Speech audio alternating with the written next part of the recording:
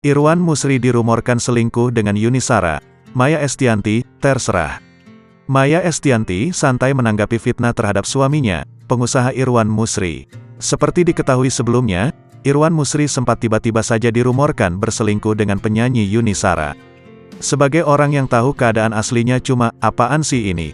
Karena berita-berita hoaks itu aku enggak cuma kena sekali ini, kata Maya dikutip dari YouTube Hermine.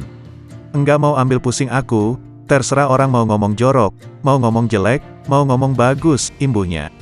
Bagi Maya, fitnah seperti ini dianggapnya sebagai penghapus dosa, sehingga tidak perlu merespons berlebihan.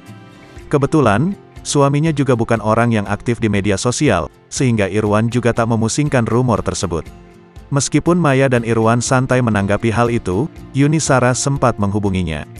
Dia sebagai seorang yang single mungkin agak keberatan. Kalau aku sama Mas Irwan kan lebih santai karena kita udah pasangan, ucap Maya.